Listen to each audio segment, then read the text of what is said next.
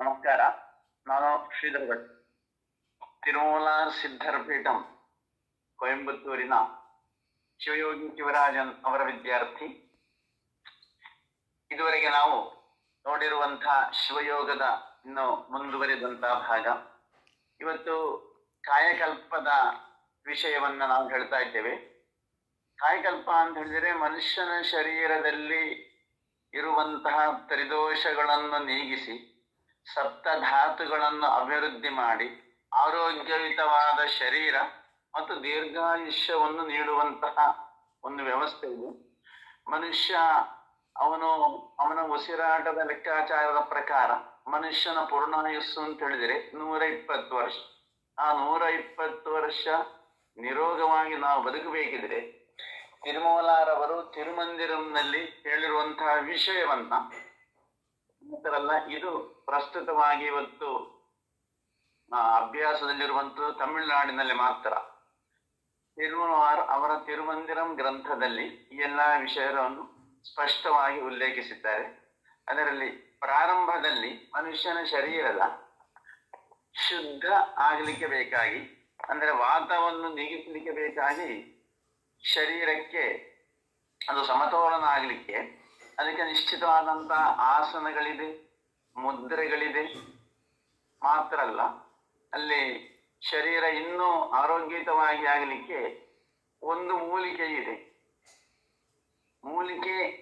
6 ಮೂಲಿಕೆಗಳಿದೆ. ಅದರಲ್ಲಿ ನಾವು ಭೃಂಗರಾಜ ಅಂತ ಹೇಳುವಂತಹ ಒಂದು ಮೂಲಿಕೆ, ಅದು ಮನುಷ್ಯನ ಶರೀರದಲ್ಲಿ ವಾತ ಪ್ರಕೃತಿಯನ್ನು ನಿಯಂತ್ರಿಸ್ತದೆ. ವಾತ ಪ್ರಕೃತಿಯನ್ನು ನಿಯಂತ್ರಿಸುವುದರ ಜೊತೆಯಲ್ಲಿ ಪ್ರಾಣಾಯಾಮ ಆಸನಾದಿಗಳನ್ನು ನಾವು ಮಾಡ್ತಾ ಇರಬೇಕು. ಆಗ ಮನುಷ್ಯನ ಶರೀರದಲ್ಲಿ ವಾತ ಸರಿಯಾದ ತಕ್ಷಣ ಪಿತ್ತ ಬ್ಯಾಲೆನ್ಸ್ ಆಗ್ತದೆ.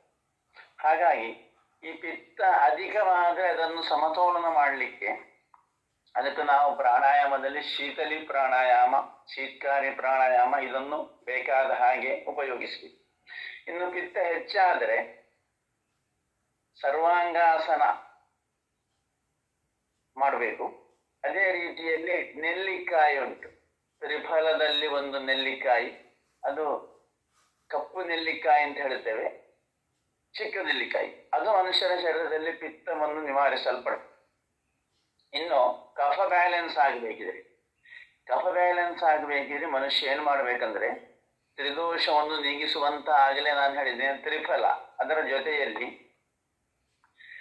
ಹಿಪ್ಪಲಿ ಅಂತ ಹೇಳುವಂತಹ ಒಂದು ಮೂಲಿಕೆಯನ್ನು ಉಪಯೋಗಿಸಬೇಕಾಗ್ತದೆ. ಇದು ನಾವು ಯಾವುದು ಉಪಯೋಗಿಸಬೇಕು ಅಂತ ನಮಗೆ ಹೇಳಲಿಕ್ಕೆ ಸಾಧ್ಯ ಇಲ್ಲ.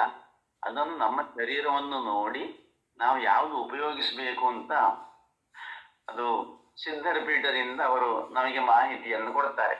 ಶಿವಯೋಗಿ ಶಿವರಾಜನ್ ಅದರ ಅನುಭವಿ ತಜ್ಞರು, ಅವರು ಅದರ ಮಾಹಿತಿಯನ್ನು ಕೊಡ್ತಾರೆ. ಇನ್ನೂ ಕೂಡ ಅದರ ಬದಲಾಗಿ ನಾವು ಜ್ಯೂಸ್ಗಳನ್ನು ಮಾಡುವುದಾದರೆ ಕಫ ಬ್ಯಾಲೆನ್ಸ್ ಆಗಲಿಕ್ಕೆ ಆಯಿತು.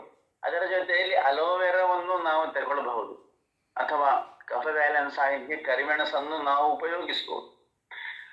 ಈ ಇನ್ನೂ ಮುಂದುವರಿದಾಗ ನಮ್ಮ ಶರೀರದಲ್ಲಿ ಎಡ್ರಿನಲ್ ಗ್ರಂಥಿ ಬ್ಯಾಲೆನ್ಸ್ ಆಗಬೇಕು. ಯಾಕಂದ್ರೆ ಎಡ್ರಿನಲ್ ಗ್ರಂಥಿ ಬ್ಯಾಲೆನ್ಸ್ ಆಗಬೇಕಿದ್ರೆ ನಾವು ಅಲೋವೆರಾ ಜ್ಯೂಸ್ ತಗೊಳ್ಬೇಕು. ಇಷ್ಟ ಆದ್ರೂ ತೊಂದರೆ ಇಲ್ಲ, ನಮ್ಮ ರಕ್ತ ಹೆಚ್ಚಾಗಬೇಕಲ್ಲ, ಅದಕ್ಕೆ ಬೋನ್ ಮ್ಯಾರೋ ಆಕ್ಟಿವೇಶನ್ ಮಾಡಬೇಕು. ಬೋನ್ ಮ್ಯಾರೋ ಆಕ್ಟಿವೇಶನ್ ಅಂದ್ರೆ ರಕ್ತ ಹೆಚ್ಚಾಗುವಂಥದ್ದು. ಅದಕ್ಕೆ ಮುದ್ರೆ ಇದೆ, ಅದಕ್ಕೆ ಪ್ರಾಣಾಯಾಮ ಇದೆ ಪ್ರತ್ಯೇಕವಾದಂತಹ, ಮತ್ತು ಉತ್ತರಣೆ ಅಂತ ಹೇಳುವಂತಹ ಒಂದು ಮೂಲಿಕೆ ಇದೆ. ಉತ್ತರಣೆಯನ್ನು ಉಪಯೋಗಿಸಬೇಕಿದೆ, ರಕ್ತ ಹೆಚ್ಚಾಗ್ತದೆ ನಮ್ಮ ಶರೀರದಲ್ಲಿ. ಈ ಉತ್ತರಣೆಯ ಬಗ್ಗೆ ಬಲ ಮತ್ತು ಅತಿಬಲ ಅಂತ ರಾಮಾಯಣದಲ್ಲಿ ಹೇಳಿರುವಂತ 2 ಮೂಲಿಕೆಗಳಲ್ಲಿ ಒಂದು ಮೂಲಿಕೆ ಅದು ಉತ್ತರಣೆ.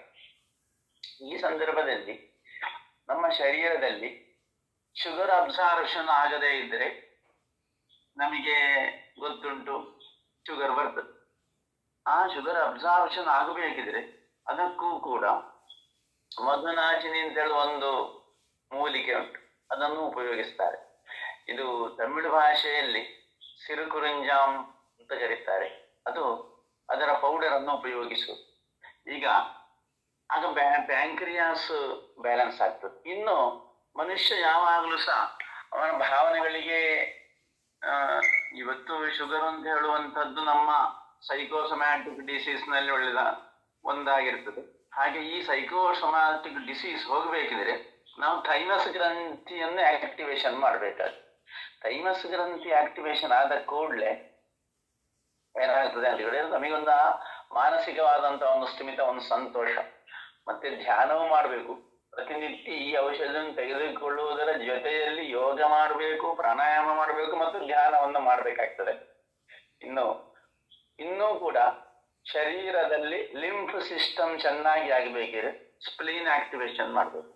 ಈ ಸ್ಪ್ಲೀನು ಸರಿಯಾಗಿ ಇಲ್ಲದಿದ್ರೆ ನಮ್ಮ ಶರೀರದಲ್ಲಿ ಲಿಂಫ್ಯಾಟಿಕ್ ಡಿಸ್ಟರ್ಬೆನ್ಸ್ ಬರ್ತದೆ, ಸ್ವೆಲ್ಲಿಂಗ್ ಎಲ್ಲ ಬರ್ತದೆ. ಹಾಗಾಗಿ ಅದಕ್ಕೂ ಮುದ್ರೆ ಇದೆ. ಈ ಎಲ್ಲ ಮುದ್ರೆಗಳನ್ನು ಹೇಳಿಕೊಡ್ತಾರೆ.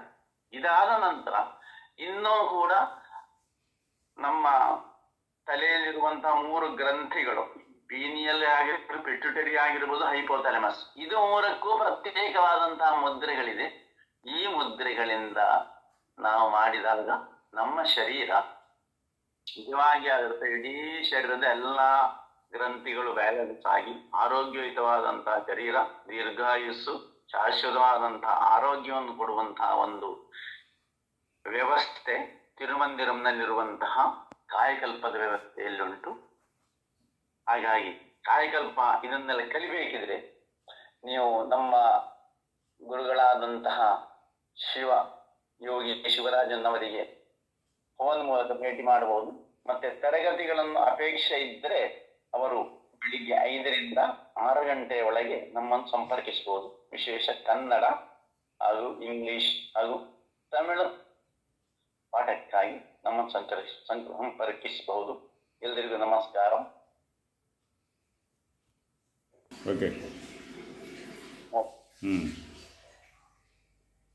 ಇದುವರೆಗೂ ನಮ್ಮ ಚಾನೆಲ್ ಅನ್ನು ಸಬ್ಸ್ಕ್ರೈಬ್ ಮಾಡದಿದ್ದವರು ಇನ್ನು ಸಬ್ಸ್ಕ್ರೈಬ್ ಮಾಡಬಹುದು. ಪ್ರತಿನಿತ್ಯ ಒಟ್ಟು 1 ಗಂಟೆ ಕ್ಲಾಸ್ ಇರ್ತದೆ. ಆಸಕ್ತರು ನಮ್ಮ ಕ್ಲಾಸಿಗೆ ಸೇರಿಕೊಳ್ಳಬಹುದು. ಫೋನ್ ನಂಬರ್ದ ಮೂಲಕ ನಮ್ಮ ಸಮಯವನ್ನು ನಿಗದಿಪಡಿಸಿ ಕ್ಲಾಸಿಗೆ ಸೇರಿಕೊಳ್ಳಬಹುದು. ನಮಸ್ಕಾರ.